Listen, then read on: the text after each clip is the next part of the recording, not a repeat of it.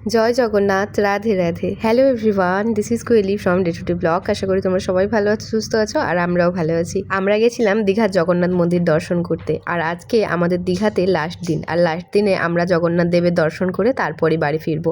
আর ফেরার সময় আমরা জগন্নাথ দেবের মন্দির থেকে প্রসাদ নিয়েছিলাম এবং জগন্নাথ দেবের প্রসাদ গ্রহণ করে দুপুরের লাঞ্চটা কমপ্লিট করেছিলাম।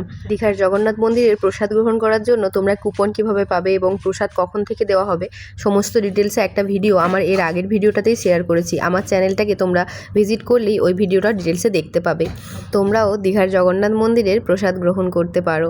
আমরা এখান থেকে প্রসাদ গ্রহণ করার পর তারপর আমাদের 12টার সময় ট্রেন ছিল, তো ট্রেনে এসে আমরা এখন বসে গেছি। আমাদের ট্রেন ছেড়েও দিয়েছে, যেহেতু আমাদের দুবাই যাওয়ার সময়ও খুব তাড়াতাড়ি চলে আসছে, মানে আমাদের 1 মাসের ছুটিটা শেষ হয়ে যাচ্ছে, তো সেই জন্য মনটাও একটু ভীষণভাবে খারাপ হচ্ছিল। আবার যখন এখান থেকে বাড়ি যাওয়ার কথা হচ্ছিল না, তখনও যেন মনে হচ্ছিল আমাদেরকে তো আর কয়েকটা দিন পরেই 1 সপ্তাহ বাকি আর ফিরে যেতে হবে। ওই জন্য মনটা খারাপ হচ্ছিল বলে ভাবছিলাম যে ওই ভিডিও আর বানাবো না। তারপর মনে হলো যে না, ভিডিওগুলো বানিয়ে রাখি, ওখানে যাওয়ার পর সবটাই তো স্মৃতি হয়ে যাবে, তো স্মৃতিগুলো দেখলে মনে থাকবে।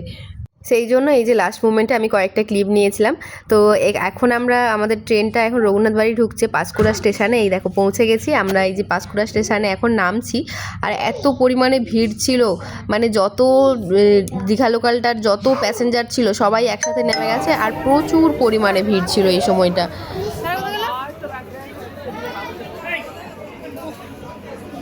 ট্রেনটাতে কতটা ভিড় ছিল, মানে এখন এই দীঘা লোকালটা আসার পরে দাঁড়ানোর পরে বুঝতে পারলাম। এই সিঁড়িটা দেখলেই তোমরা বুঝতে পারবে, ওরা তো ক্রস করে এই ওভারব্রিজটা ক্রস করে ওদিকে যাবে, আর আমরা যেহেতু এই সাইড দিয়ে যাবো তো ওই দিকটা আমরা ক্রস করব না। আমরা তো একটা এই যে রেল লাইনটা ক্রস করে আমরা পৌঁছে যাব, কারণ ওদিক দিয়ে যেতে গেলে না অনেকটা টাইম লাগে। যদিও এইভাবে পারাপার করাটা উচিত না, তবে পাঁশকুড়াতে কম বেশি মানে সবাই করে বলতে গেলে, তো সেই জন্য আমরাও এধার দিয়েই যাচ্ছি। তারপর দেখো আমরা এই যে বাস স্ট্যান্ডে চলে এসেছি। তো বাস স্ট্যান্ডে এসে এই যে টাবাগেরা পাঁশকুড়া, অনেক দিন পরে, আমি তো মানে কতদিন পরে যে উঠছি তার কোনো ঠিক নেই, ঢ্যাড ঢ্যাড ঢ্যাড ঢ্যাড করে করে যাই এই বাসটা আমাদের এখানে। আর পাঁশকুড়া স্টেশন থেকে আমাদের ওই সাইডটাতে যেতে গেলে এই বাসটাতে উঠতেই হবে, না হলে তো আর কিসে যাওয়া যায় না, না হলে বাস ভেঙে ভেঙে যেতে হবে। তার থেকে একটানা বাস এটাই আছে।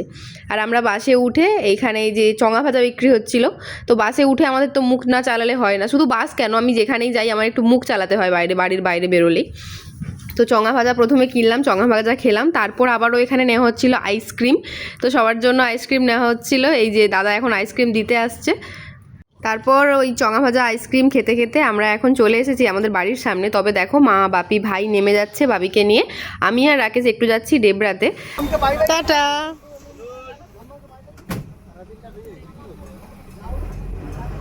আসলে আমার একটু চোখের ডাক্তার দেখানোর কথা ছিল, তো সেই জন্য এসেছিলাম ডেবরা। তবে আমরা আসার আগেই ডক্টর বেরিয়ে গেছেন, উনি 3টের সময় বেরিয়ে গেছেন, আর আমরা গেছিলাম 3:15-তে।